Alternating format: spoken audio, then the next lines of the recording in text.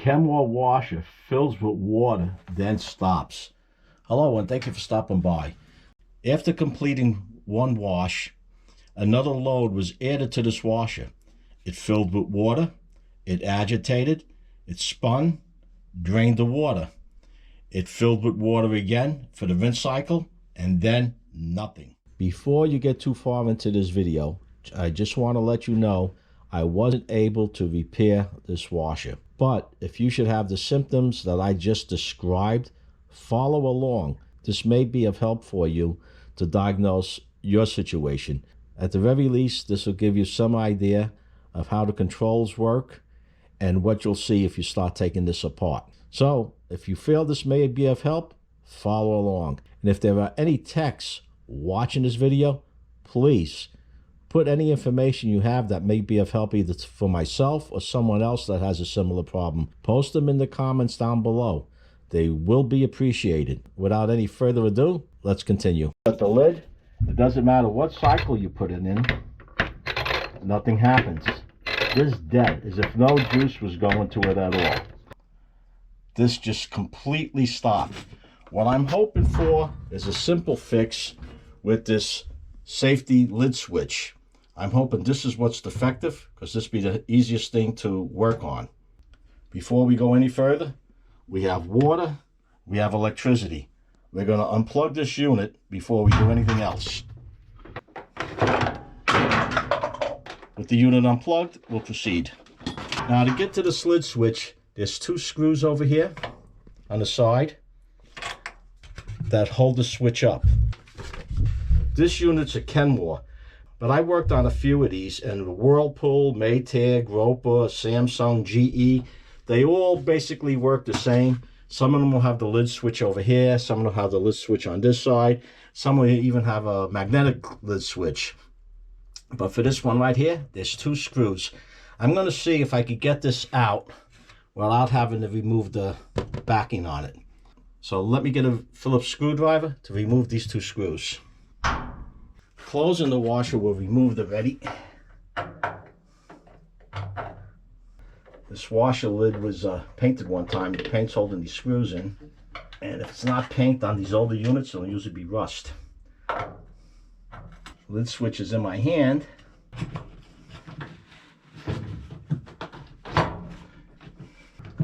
Okay, I was able to push the tub a little bit and then wiggle the switch out. And here it is.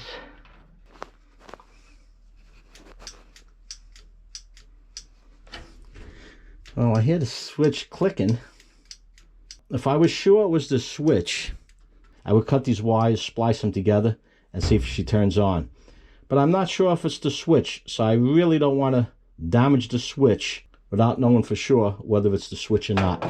I was hoping to find something cracked or burnt on there. So the next step is to remove the top part of this washer, the control panel. Now on this machine, these plastic sides pull off, and there's a screw down in here. Some of them have the screw in the back. This one happens to have it over here. I did a few repairs on this machine already. Have a link for the videos up above for different repairs. I also have a few machines outside that I collected just to try to get the basics on how to work on these units. More of a hobby. And it makes for pretty decent videos. Let me speed this up.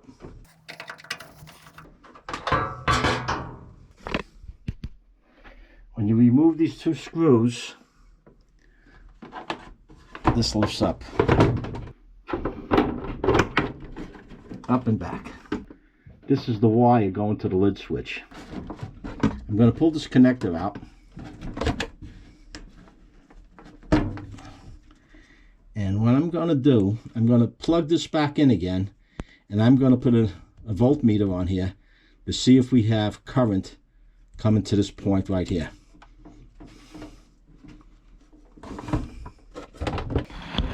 You want to make sure the voltmeter is on volts, and we're going to set it to 200 volts. And you don't need anything expensive to do this kind of test. The accuracy on this meter might not be 100%, but for repairs and jobs like this, it's enough. So I'm going to put this back on spin. Okay. The green wires are ground, so we don't want the ground.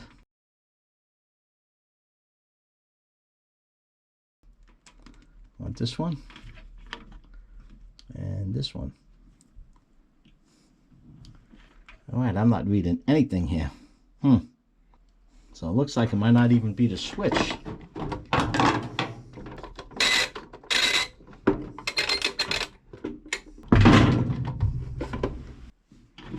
Let's see what we have here.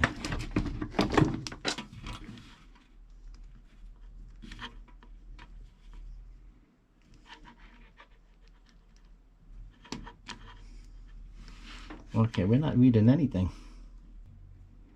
All right, there we go. Okay, we put it on the spin cycle. Now we'll check, see what we have. Okay, we have 123 volts over there. We have the ground. Okay, so power's coming in on this line right here, on this leg. So I'm gonna unplug this once again. Now I'm going to jump that switch. I'm going to put an electrical connector between the power coming in and the power going to the motor. If this spins, then we know it's the switch. Again, the unit's unplugged. Be real careful with this. Give you a nasty shock or worse. This wire's a little too thick. Let me see what I can do here. Okay, unfortunately it doesn't look like it's the safety switch. Gonna have to probe a little deeper. Another test we can give here on the switch itself is a continuity test. Unplugging the unit again. We're going to check the safety switch to see if there's continuity going through the switch, because you can have more than one issue. It can be the switch and another factor. So just to eliminate that, going to check it out. Get the switch out. Set the meter to ohms. Actually, this would have been the safer way to go from the beginning, to check the switch. Okay.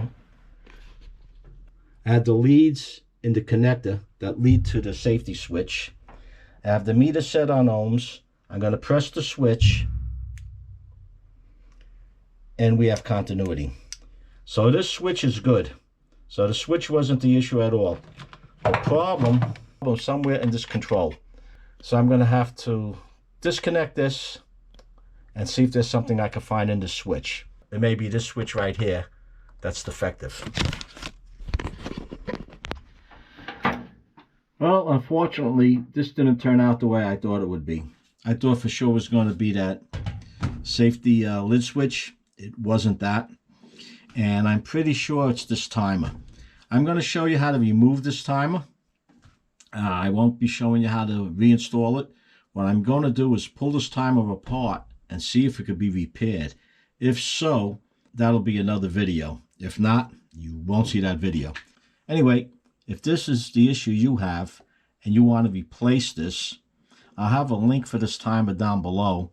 Unless your washer's fairly new, you may not want to go with a new replacement. They're running close to $300. This is like a $100 machine. I'm definitely not buying a new one. If I could repair this timer or get one off one of the washers I have outside, this will be repaired. If not, well, that'll be the end of this washer. So for now, to get this off, from what I can find out, you have to press this down to hold it and spin it the opposite direction. Okay, it looks like that's working. All right, the knob comes off. And we have little tabs over here. Let's see. Okay, this comes off. This comes off. And now we have two screws in here. You could use a screwdriver, or you could use a driver. I believe that's like a 1/4 inch. I'm going to go with this. A lot of dust in here. Hopefully this is just something like, I've worked on well pump switches before where they have points, kind of like the old car points. I'm hoping that's something like this that I can open it up. It says for $300, I'm not going for the $300 on this. For another couple of $100, I could get a new machine. 300, another 300, double it up, get a brand new machine. Now let's see what we could save. Keep it from the dump. I already showed you how to take these end caps off, and there was 2 screws back here where I could flip this up. I don't have room to get behind this unit, so I'm going this way with it. Okay, here's that switch. I already removed this connector. The next connector I'm going to remove is this one and this one here, and the switch will come right out. That's a wrap for this video. Didn't go the way I expected it to go, but if you found this video useful, if you have any questions or comments, please post them down below. If you enjoyed it, give it a like. It does help. And if you haven't done so, subscribe. Hit that Joe Z button and be sure to ring the bell, not to miss my new videos as I upload them. Thank you for watching, and until next time, stay safe.